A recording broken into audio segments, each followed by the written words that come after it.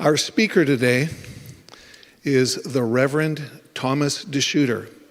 The Reverend. Hey, Rev. For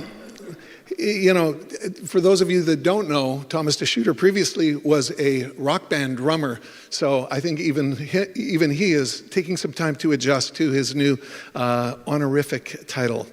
Reverend Thomas DeShooter, I'm going to do it again, is the senior minister at Unity of Vancouver Island. He's a warm and insightful teacher who shares spiritual ideas in a way that makes them both practical and immediately useful. Thomas lives by the maxim, everything we want for ourselves and our lives comes from within. Please join me in giving a warm, rapturous welcome to Reverend Thomas DeShooter. I did ride over this morning on the motorcycle. It was a 1.5 degrees. Yeah. And it was flashing at me that it was icy. There was a snowflake on my little screen that flashes when it's cold to let me know, to remind me that it's cold. Anyhow, it's great to be here. I love coming to Vancouver and speaking to all of you here in this great place. Whenever I come in here, I always just feel like I'm in a different space and a different connection with myself, and so thank you once again for having me here. Spiritual Economics, Eric Butterworth, anybody familiar with that book? Some are, yeah. Great read, really good. And so I was thinking the idea of raising myself to a new level of abundance, and if I think of that in the context of what Butterworth says, is that we're already fully abundant. That we're not actually lacking anything. It's already given. It's all there. So I was playing with that. I was thinking, well, I don't really have to raise myself to a new level of abundance. I actually just need to get myself into a place of accepting that which is already true. There's really no new level of abundance. You know what I'm saying? Like, there's no new level of abundance. It's already there. We're just not fully accepting it. We're not present to the fact that it's already there. Instead, we have the stories in our head of, I can't afford that, or I'm not enough, or I lack this, or nobody would believe me, there's no faith in me out there, all these other things that we would put in our heads that would actually be the limiting factor, right? They're the block that prevents us from fully accepting what's already true. If we're going to believe our unity teachings, if we're going to believe some of the scriptures from Jesus that it's already given. It's it's the Father's great pleasure to give you heaven, right? It's like it's done, but we got the brakes on. We're like, whoa. And you might call that faith, but as Butterworth said, faith is expectancy. See, faith is not a belief in something, as what I was raised to think. Faith is you know it. It's a truth so deep and so real that you expect. And so what he went on to say is, you do not receive what you want. You do not receive what you pray for. Because that would put us in that place of that God outside of us, like, please help me today. I'm so lowly and weak. And I get it, because I was raised to think that, and I said those prayers when I was younger. I had that experience. But that's not what we're talking about. Not even what you say you have faith in, but you will always receive what you actually expect.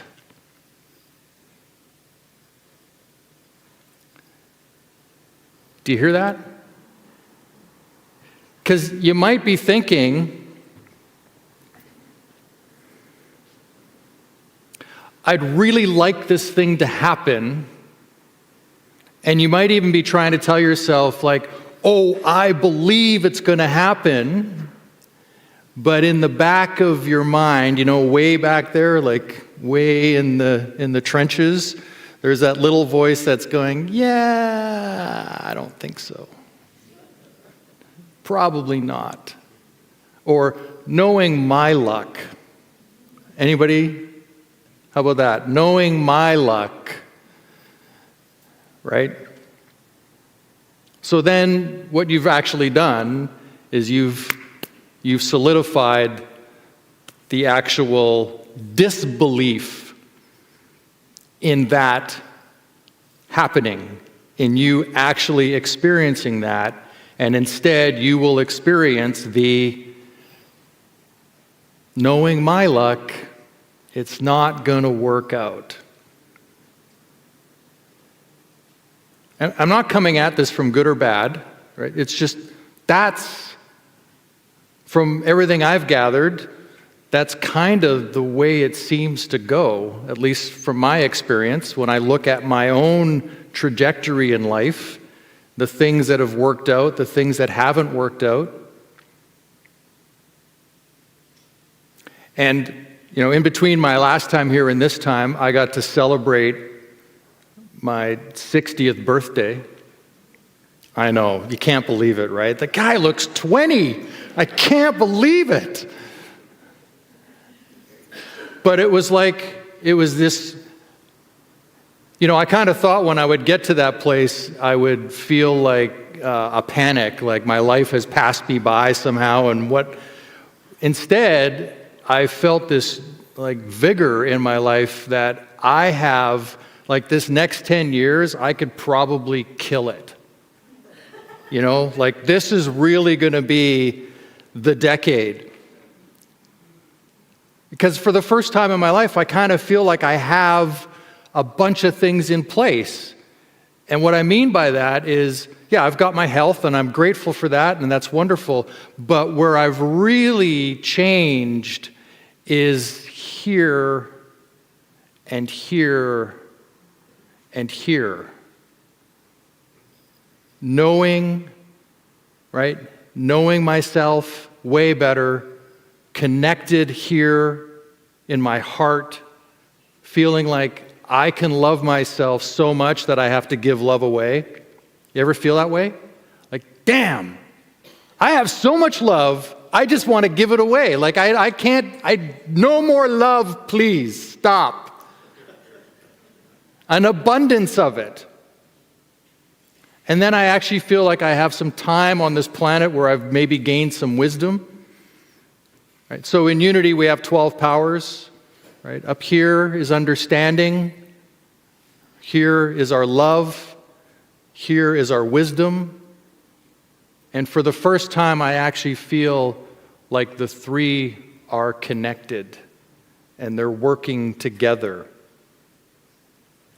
And with that, I have those moments where I think, I don't have to, raise my level of abundance.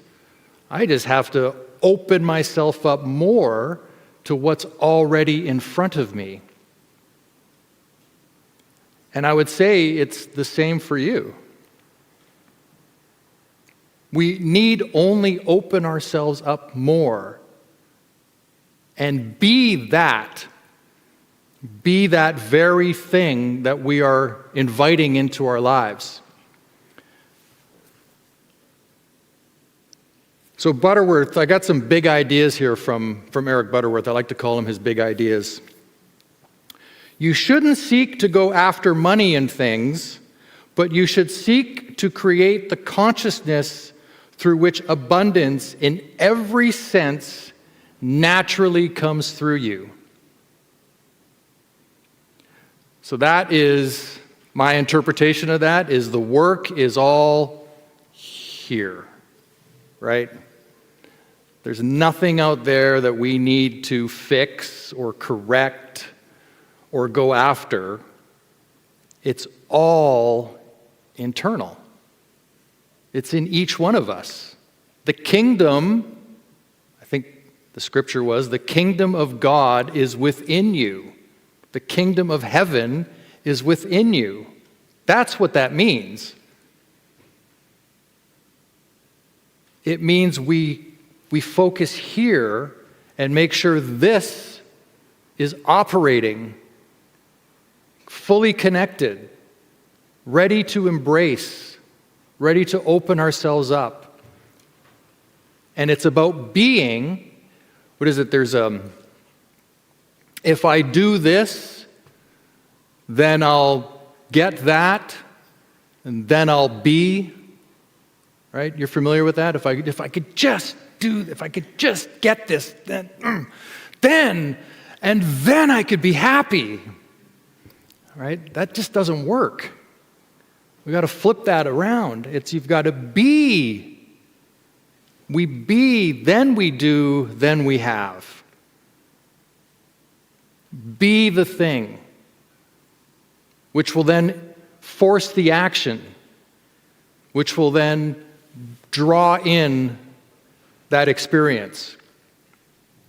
Does that make sense? I think I've shared this before, but I'm going to share it again. So even if you put your hand up and say, I already heard this, too bad.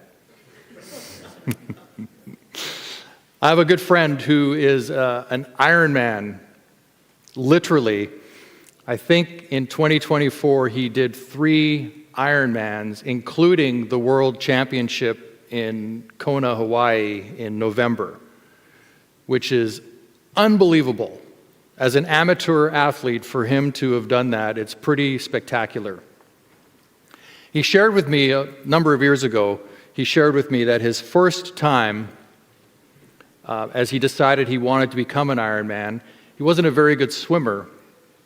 And he went to the pool to start swimming, and the way he put it was, I almost drowned, right? So he went with just long trunks, down to here, and no cap on his head, just like a regular guy just going swimming.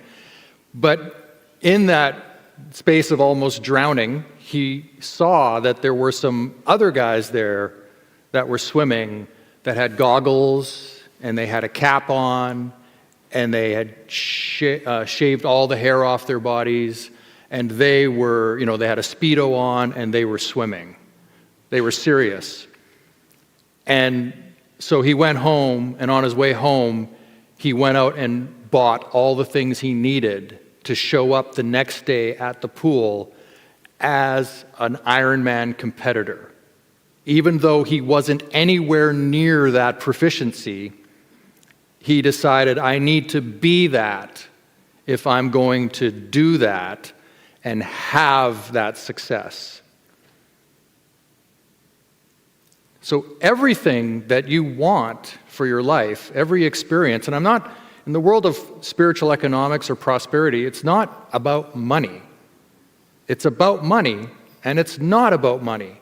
It's about relationships. It's about life working for you. It's about health. It's about every aspect of your life in which you want to fully experience life. We need to be that first. We have to bring that into our truth and our consciousness, not as faith, but as fully expected.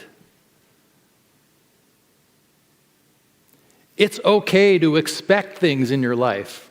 It's maybe not okay to expect others to be a certain way or to be doing a certain thing, but we can expect from life this great gift, which is another one of our 12 powers, the power of life, which I kind of say is God, this great gift of life. We can expect from life whatever we desire and whatever we want to be. But we need to be it. It's not just going to happen.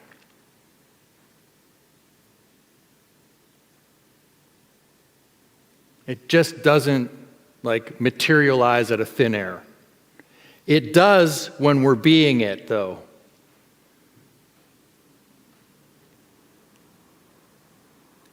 Has anybody ever experienced that?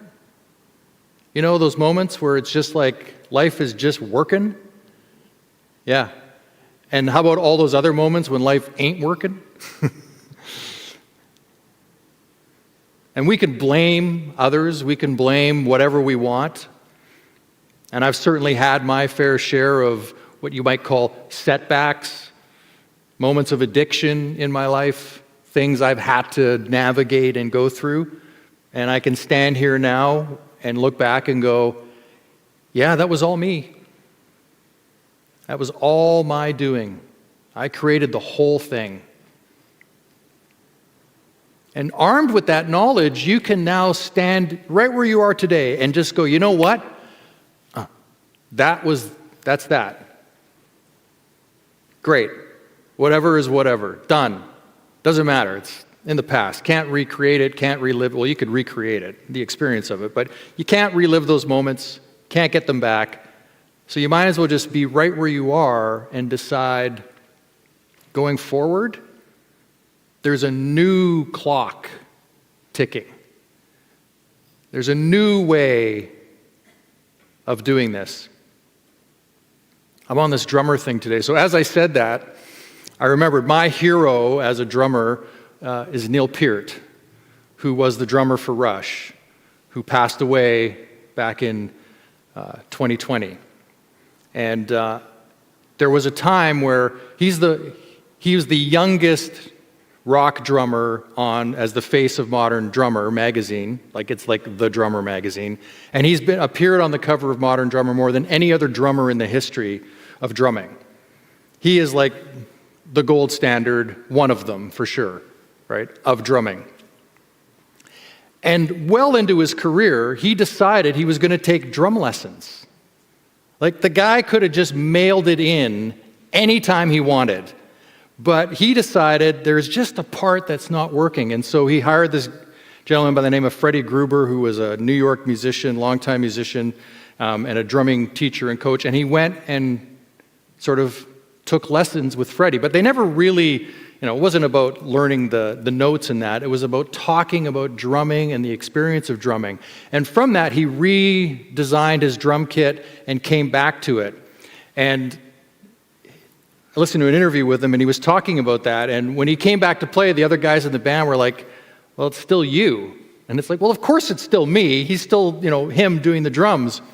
But then after they played for a while, they realized, and they said to him, it's like there's a new clock ticking. There was a whole new way of managing the beat, the timing, the way that he structured things. That's what I'm talking about, is we have the ability to pause and go, wait a second. I can rewrite the way I operate. I can restructure how I do things. And it's like a mark in time. There was all of that time before, and then there's now. And I'm present to the fact that right now, it's going to be different. And so what does that look like? Well, it looks like if you're thinking things that don't align with that, what do? You can yell it out. Change your thoughts, right? This way of thinking no longer serves where I am aiming. This aim I have in my life is this, and this way of thinking no longer serves that. I am no longer going to think that way. So anytime I do that, stop. You hit the stop button, and you reframe it. How about when we're speaking, and we're saying things that don't align with that? What can we do? We can stop speaking that way, right? Anybody here ever said, oh man, I'm so dumb? Oh, I can't believe I did that. What an idiot. Only an idiot would do that. Yeah, right? You got to stop that. We have to change the way we're playing the game of life if we're on to something new. And how about when we do something, right, that doesn't align with that? Well, a couple things with that. We stop doing it, A, and B, if we have to clean something up with somebody, right, we go clean it up. We clean up our mess. We take care of it. It's called putting order into our lives. Another one of our 12 powers is order.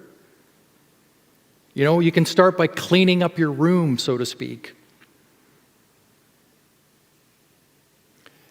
So again, it's all here, right? Everything just seems to be that it's within us. We have that ability. So if we want to, then the onus is on us to do it. And again, you don't have to. Like, you just don't have to. Your life is working, right? Clearly, you've made it this far. I often think of that. Wow, I made it this far. What's next? But really, it's just a matter of what is it that I would like? What am I aiming at? And if I'm going to do that, who do I need to be in order to make that happen? The being is way more important. And it comes first. It's the top. Be, be, be, be, be.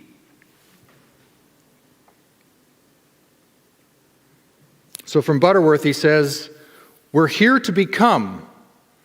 We're here to be all that we are in potential. We want to actualize that. We want to be as loving, as radiantly alive, as kind, as generous, as connected to Source as we could possibly be as creative as we can be. Doesn't that sound awesome? To give into that, to just open ourselves up to that, regardless of what other people are going to say. And there's going to be people that are going to say some things, right? There's going to be people that won't want to see you in that new light. They like the way you are because, maybe neither one of us is actually working out so well, so we're kind of happy in our misery together. Anybody experience that, hanging out with people that, who has the worst story? Oh, yeah? There was this time.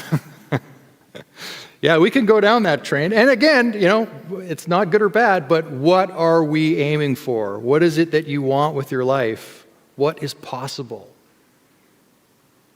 And then holding that space and deciding who is it I need to be to make that possible. So there's a few abundance blocks here that I was thinking about. So if we think of it like this, that, an iceberg, that 10% of the iceberg is actually above the water and 90% is down below.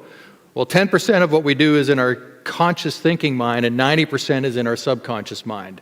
It's just operating, right? So all these beliefs that we've been hit with and we've ingrained and the teachings that we've had from other people and whatever influences we've had growing up in our lives, that's running the show. Unless we're aware of it, it's going to continue to run the show. So we need to start changing that frequency. We need to elevate that understanding. So living in a get mindset, and I kind of talked about this, the need to acquire before being able to enjoy. If I could just have versus being, right? So we've talked about that, the idea of beingness. How about the fear of loss? The belief that by creating and experiencing abundance, it will lead to losing certain things that I value now. It's not true. It'll enhance what you value now. You may have to give up some things, but I will argue that you can't imagine how great it could be. Again, we can't actually know how awesome it can be. This is part of the idea of, hey, I have this aim, but I'm not going to hold on to it so tightly that other things greater than could actually show up.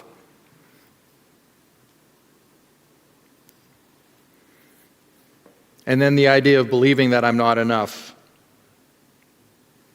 We have to recognize that. So all of this really is about noticing, right? Noticing who we are, who we're being, how we're showing up. It starts there. If we notice, then we can implement something new. Then we can make a change. And an abundance mindset is understanding that it's already available. Now what have I put in place to block it? What do I have? Who am I being? How am I responding that is actually putting the stop there? Have you ever wanted something and you know that you need to give something up and then you just don't do it? You keep procrastinating on the giving up of that thing. And then maybe at some point you actually did that. And then you were like, why did it take me so long to do that? Has anybody, show your hand if you have. Like, I'd love to know. Okay, I'm not the only one, right? The reason I ask for hands actually is just to know I'm not the only person who's insane in the building, that does insane things, right? I'm not the only crazy person. Good. We're all in this together. We all do these things where we inherently know inside this is the right thing to do, but up here we're like, no. But then down here we're like, no, you got to do it that way. You really, no. And then finally you do it that way and you're like, oh man, why didn't I just do that like 8 months ago? I knew I had to do that and I just didn't. It's okay though, right? Like, don't beat yourself up over that. That's just the way we're wired. We're just wired to do that. But that's that expectation, right? That's that knowing ourselves, knowing the truth, and allowing it and letting go. You don't need to have it all figured out. You just don't need to have it all figured out because it's already figured out. Once you start on a path, it's figured out. And all we need to do is be open to what's possible on that path. All right, some really quick things. Here are some ways to cultivate an abundance mindset. And by the way, I think I'm around 1:30 today. I'm actually giving a workshop today for anybody that wants to come back or hang out. We're gonna take 4 of our 12 powers and turn them into having everything you want in your life right there in that moment. Could you imagine? Wouldn't that be awesome? So it may not happen in that moment, but you'll feel like it's going to happen in that moment. So you can join us anyhow. I think it's downstairs at 1:30 today if you want to come back for that. I'm going to hang out and we're going to have some fun. We're going to even play bingo. Like, can you imagine that in a church? We're going to play bingo. It's going to be so good. Okay, number 1, focus on inner development rather than external possessions. The real treasure is within, cultivating qualities like love, courage, kindness, and wisdom. Shift your attention to becoming the best version of yourself. Anybody familiar with Jim Rohn, R-O-H-N? Jim Rohn, he's passed away, but he said, work harder on yourself than you do at your job. Right? That's a great piece of wisdom right there. Work harder on yourself than you do at your job. Number 2, practice daily affirmations and gratitude. The power of I am statements and regularly expressing gratitude. And one of my rules for gratitude is to be grateful for something about myself. Seriously, it builds self-love. It's an automatic built-in when you start being grateful. Like the amount of times I've been grateful for my hands that I can drum, right? The amount of times that I've been grateful for my ability to ride a motorcycle and the enjoyment that comes from that, it works. It's actually a great practice to have. Appreciate yourself as well as your life. Embrace the process of personal transformation. Recognize that shifting mindsets and habits takes time and effort. Right? So it's not all going to happen overnight, but it's going to happen as you work on it. Anybody here meditate every day or pray? Yeah, some, yeah. I have now for something like, 2,870 days in a row or something, because I actually clock it. That's I'm such a goof. Anyhow, I actually track these things to make sure I'm on point. Prioritize sharing and giving over just accumulating. Oh, we have to share. Oh, that's part of it. We actually have to share our abundance. This means, like, for those that have kids or grandkids, you probably know, like, don't you want to share all your wisdom with them? They don't want to hear it at all. You also have that experience too, right? They have, I don't care what you say, it's not important, but that's part of it, is sharing, right? One of the things that I love to do that is part of my DNA is I can't find out really neat information and not share it. That's why I became a minister. It's because I'm like, there's some cool stuff here and people don't know. I didn't know. It's like, man, I got to tell people. That's the only reason I'm up here, is I feel like this is amazing. We need to know this. We could party on this together. It would be so great. And then finally, connect with a supportive community. Yeah. Anybody familiar with Rona, Reverend Rona Sagara? Yeah. Anybody watch her on TEDx yesterday? She did a TEDx talk at Surrey on loneliness and like the tragedy that has become loneliness in this world. Right? We need to be in community. We are that kind of being. So being involved in something like this, whether you believe the teachings or not, doesn't matter. Just breaking bread with people and sharing in community is inspiring and lifts us up. And guess what? When you do that, you actually lift others up. And you give each other permission to rise together, right? To bring up your consciousness and your love and your community and your sharing and your presence and your peace and your friendship. It's so good. Okay, that's it. That's 5. I said I'd give you 5. No. Hold on. One last thing. Just a note. So in Butterworth's book, he says the word secure. I think he said it came from Latin. The S-E, sa, means without, and cure means without care. Secure, without care. That's what secure means, without care. So we can be living our lives without being concerned about everything, right? Without dramatizing everything, and be open. So I invite you today, for this week, here's a goal. This week, live your life open. And every time you feel yourself kind of closing off and shriveling up a little, which will happen, remind yourself, oh, no, this week I'm going to try this open thing. I'm going to try to allow life to unfold in front of me and accept. Okay, deal? Everybody? Yeah? Yeah, okay, I'll check in. I want all your emails. I'll be checking in.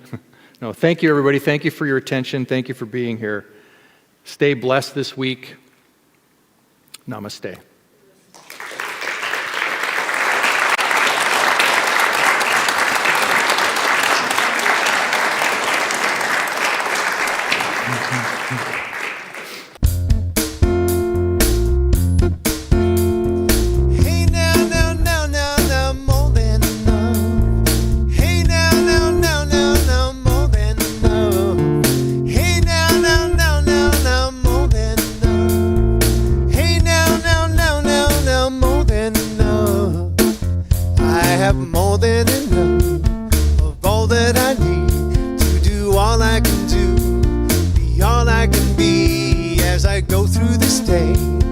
This is my creed. I have more than enough of all that I need.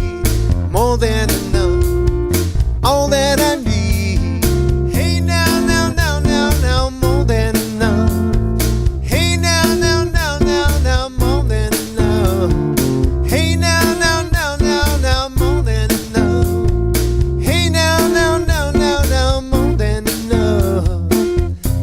Is there anyone here who can't remember a time when you had less money and you did just fine compared to where we were? We've come all this far.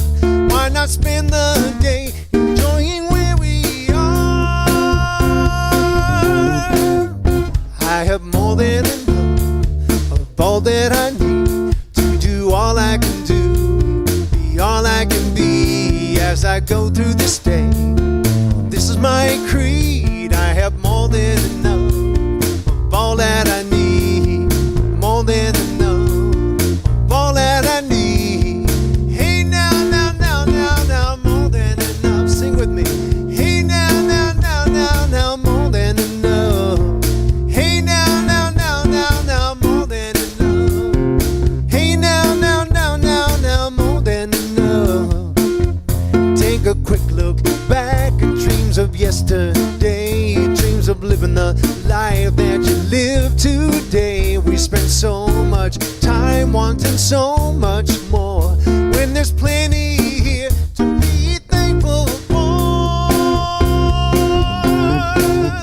I have all that enough of all that I need to do all I can do, be all I can be as I go through this day. This is my creed. I have more than enough of all that I need, more than enough, all that I need. Hey now, now, now, now, now, more than enough. Come on.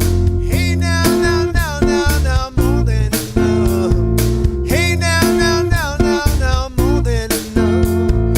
Hey now, now, now, now, now, more than enough.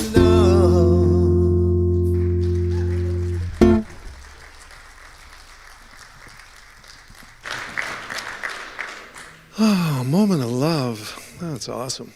Thank you, Nathan. One more time for Nathan. Nathan Aswell, ladies and gentlemen. And Reverend Thomas, thank you for sharing with us today. Boom. That was great. That was great. And just a quick reminder, we now have child minding on Sundays. We've extended the age group to ages 1 through 10. So if you know of anyone who might want to take advantage of this new service, please let them know.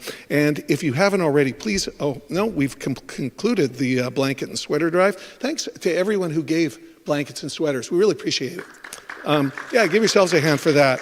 That was an idea of board member Brian Kane, and we intend to do more of that. We come together and we've got the power to bless other people without a tremendous amount of effort, more than we realize if we just stop and think about it. And so we're going to continue doing that, and I'm quite proud of Brian for bringing that up. We're excited to invite you to stick around after today's service today to attend the new workshop that Reverend Thomas is going to be delivering, The 4 Powers of Prosperity with Thomas DeShooter. Thomas will be diving into the spiritual principles that align us with our natural state of abundance. Through practical exercises, group discussions, and guided meditation, we'll explore the 4 powers that open us to receive and manifest prosperity. This workshop will take place this afternoon from 1:15 to 4, so you got time to run out for a sandwich if you like, or just join us downstairs for coffee and cookies. And also, just a reminder that you are invited to join our Sunday morning mastermind prayer group. These powerful meetings bring your intentions more fully into the present moment through the unconditional support of mastermind prayer partners. Our mastermind meetings enable us to know each other better, to support each other better, and to believe in each other. No experience is necessary to join in. Just simply come downstairs to the meditation room next Sunday from 10 a.m. to 10:30 on the lower level. We had one this morning. It was great. I'm a testimonial for it. Please note our Course in Miracle study group is back on and live at Unity every Tuesday from 12:30 to 2:30 p.m. And we're also pleased to announce the start of a new Course in Miracles workbook study group every Monday at 11 a.m. starting on January 6th. So that's up and running. This new group is for anyone who'd like to study the 365-day workbook from the beginning of the year. And you can do this like with zero cost. You can go online and access the workbook lessons, free of charge. And then you gather with a group that is all doing the same thing on Mondays, led by Carol Roman and Marion Dick, and review the past week's lessons and chat about them and explore their deeper meanings. Also, Coming in February, you can join us on 2 consecutive Wednesday evenings for the return of one of my classes, Enlightened Manifestation Made Simple.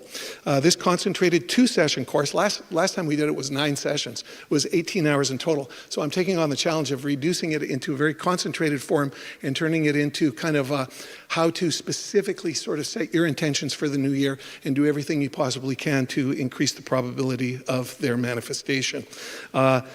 This class, I will tell you, challenges key aspects of books like The Secret and The Law of Attraction that often cause sporadic results, and will provide you with a proven, more reliable approach to manifesting positive change in your life. The course is by donation, and the Wednesday class, first Wednesday class is actually, both Wednesday classes are held here live at Unity Center from 7 to 8:30 p.m.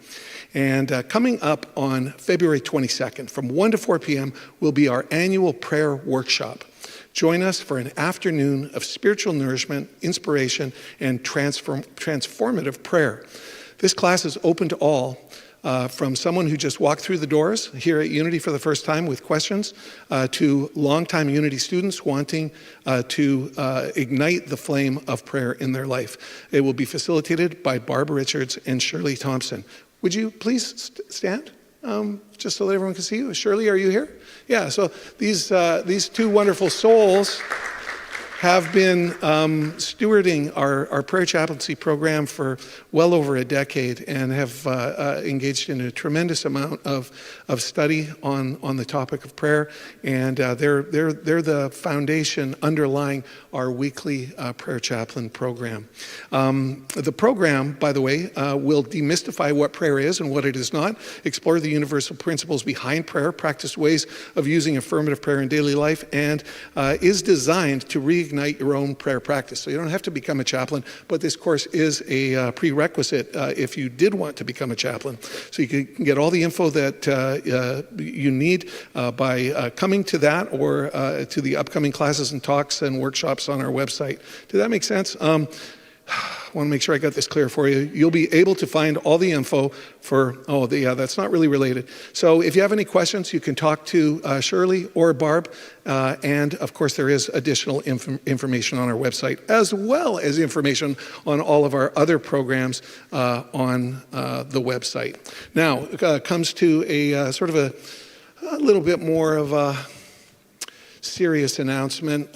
Many of you are very, very familiar with Reverend Carrie Hunter, who has been part of our faculty over the last couple of years. And she sent us an email of which we wanted to share part of it with those of you that know her. Basically, it's, "Dear friends, just before Christmas, I was diagnosed with a serious medical condition." And then she comments, "I quickly wound up what I could to join my entire family in Banff for Christmas.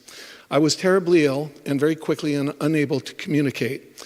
In the loving arms of family and with prayers, I have strengthened phenomenally, so much so that I am planning a big family party for next week." She says, "I am in no pain and am not taking any medication. My doctors are amazed, but we know what governs all. Please honor me by not being unnecessarily sad. I've had an amazing life, a more amazing life than you could ever imagine. I can never say all that I want to say at this time, but please know you are all very close to my heart, and I look forward to many Sundays at Unity from beyond the rainbow," which I don't know if you were here. Those of you that were here early, Mr. Nathan Aswell coincidentally played Somewhere Over the Rainbow. And so here's Rainbow again today. So very, very meaningful. She says she does look forward to many more Sundays at Unity from beyond the rainbow, and signs off by saying, "And let's remember, love is always the answer. You are never alone." So, your prayers are encouraged. Those of you that are close to Reverend Carrie, let's see her surrounded with white light, with the opportunity for miracles, and at a very minimum, comfort in this time and phase of her life. And for anybody who wants to communicate or send a message to Reverend Carrie, we're not sure of her email now that she's moved.